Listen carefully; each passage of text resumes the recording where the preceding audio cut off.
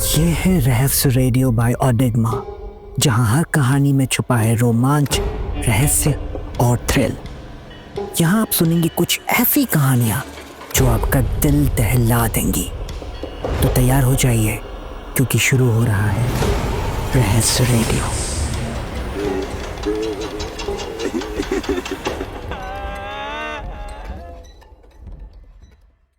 This audio story is the original work of Odigma.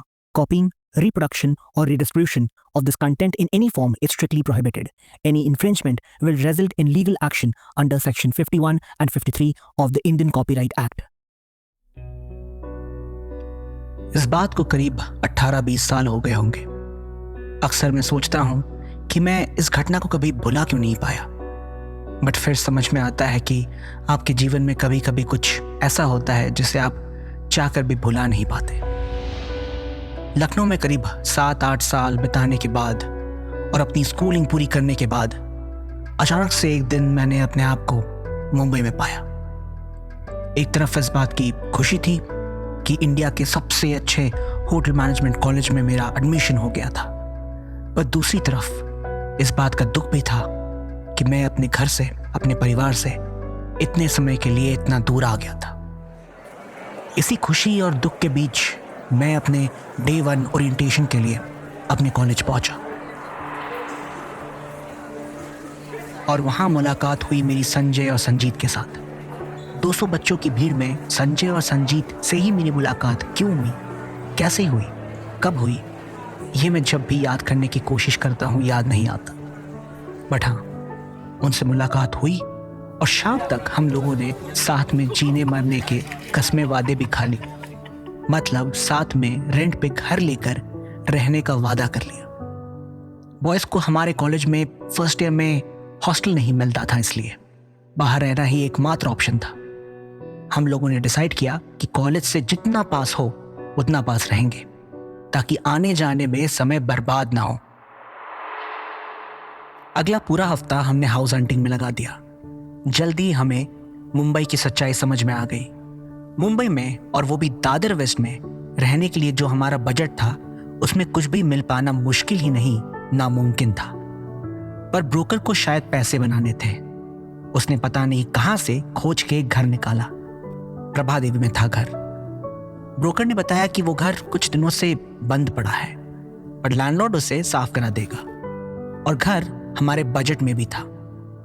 अब desperation कहिए या किस्मत, हमने तुरंत हाँ बोल दिया। संडे को सुबह सुबह मैं, संजीत और संजय, हम तीनों अपना बोरिया बिस्तर लेके पहुंच गए ब्रोकर के बताया एड्रेस पे। एक पुरानी सी बिल्डिंग में चौथी और सबसे ऊपरी मंजिल पर एक अंधेरे कोने में खड़ा 200-250 स्क्वायर फीट का था घर। घर क्या कहिए, 4 दीवारें थी, और उन 4 दीवारों के बीच एक आधी दीवार खींच करके लिविंग एरिया और किचन एंड वॉशिंग एरिया को अलग कर दिया गया था। घर क्या, कबूतर खाना था, और हम अब इस कबूतर खाने के कबूतर। हमने लैंडलॉर्ड को पैसे दिए, ब्रोकर को पैसे दिए, रेंट एग्रीमेंट बनवाया और बाकी सारी फॉर्मेलिटीज करके घर में घुस गए। दिन संडे का था, हमारे पास टाइम ही टाइम था। हमने पूरा दिन घर को सजाने संवारने में लगा दिया, ये ना जानते हुए कि बहुत ही जल्द ये जो हम घर को सजा संवार रहे हैं, मेरा सामान यहाँ और तेरा सामान यहाँ रहेगा कर रहे हैं, इन सब का कोई मतलब नहीं रह जाएगा।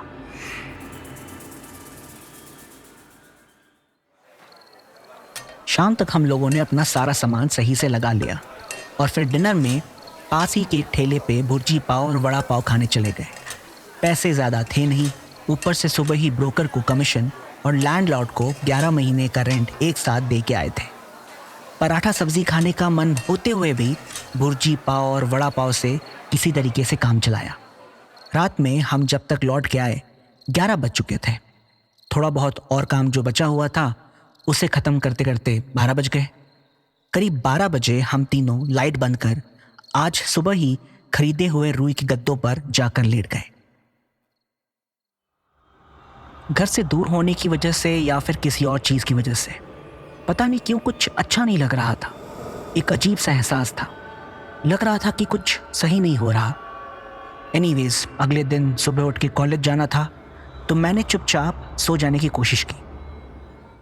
आंखें मूंदे मुझे 5 या 10 मिनट हुए होंगे। अचानक से बाथरूम की तरफ से मुझे कुछ आवाजें आने लगी। ऐसा लग रहा था कि जैसे कोई आदमी या कोई चीज सीटी बजाने की कोशिश कर रहा था। सी आवाज आ रही थी। मुझे समझ नहीं आ रहा था कि आवाज एग्जैक्टली थी किस चीज की। साथ ही साथ ये भी नहीं समझ आ रहा था कि आवाज सिर्फ मैं सुन पा रहा था या संजीत और संजय भी आवाज सुन पा रहे थे। कमरे में अंधेरा था, कुछ दिखाई नहीं दे रहा था, कुछ समझ नहीं आ रहा था। मैं कुछ देर वैसे ही पड़ा रहा। वो आवाजें भी कुछ देर बाद अपने आप बंद हो गई। मैं समझ गया था कि ये सब बस मेरे थके हुए मन का वहम था। कल सुबह उठकर जल्दी कॉलेज जाना था। ये याद आते ही मैं वापस आंखें बंद करके लेट गया। मुझे नींद ऑलमोस्ट आ ही गई थी कि अचानक से वो आवाज फिर से आने लगी, और इस बार और जोर से। फिर वही सीटी वाली आवाज, रुक रुक की आवाज आ रही थी, पर इस बार उस आवाज में किसी की कुछ बोलने की भी आवाज थी। कोई कुछ बड़बड़ा रहा था, पर आवाज साफ नहीं थी। मैं समझ नहीं पा रहा था कि संजीत संजय को जगाऊं या ना जगाऊं। क्या हो अगर ये सिर्फ मेरे मन का एक वहम हो? मेरा कितना मजाक उड़ाएंगे ये लोग। मैं ये सब सोचे जा रहा था और साथ ही साथ सहमे भी जा रहा था, क्योंकि ये आवाज़ें बंद नहीं हो रही थी। मैं उसी तरीके से ऑलमोस्ट बिना सांस लिए पड़ा रहा कि तभी अचानक किसी चीज़ ने मेरे हाथ को छुआ और मैं डर से चौंक गया। इससे पहले कि मेरा कलेजा मेरे मुंह में आ जाता, संजीत ने धीरे से बोला, शिव क्या हुआ? ये जान के कि वो हाथ संजीत का था, मेरी जान में जान आई। संजीत भी उठ के बैठ गया था शायद। अंधेरे में कुछ दिखाई नहीं दे रहा था। उसने दोबारा पूछा, क्या हुआ?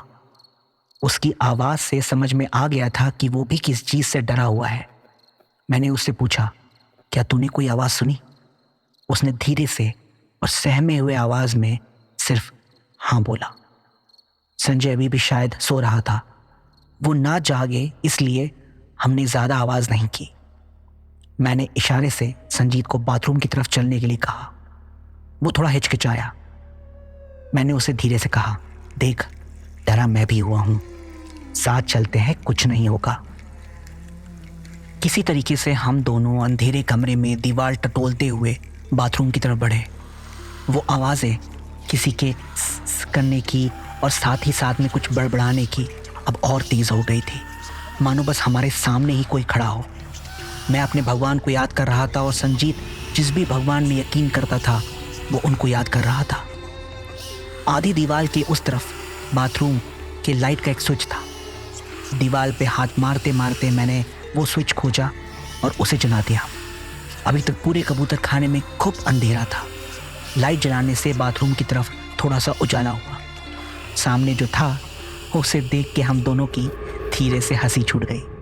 सामने संजय बाथरूम करने की कोशिश कर रहा था शायद, और नींद में बड़बड़ा रहा था। उसका चेहरा हम देख नहीं पा रहे थे, पर पीछे से कोई अंधा भी बता देता कि वो संजय था। हम लोग एक दूसरे की तरफ देख के हंस दिए। तभी पीछे से आवाज आई, क्या कर रहे हो लौंडो इतने रात में? ये आवाज जानी पहचानी थी, शायद इसीलिए हमारा पूरा शरीर अकड़ गया था। पता नहीं कैसे मैं और संजीत पीछे मुड़े। पीछे आधी नींद में आंख मसलता हुआ संजय हमारे सामने खड़ा था।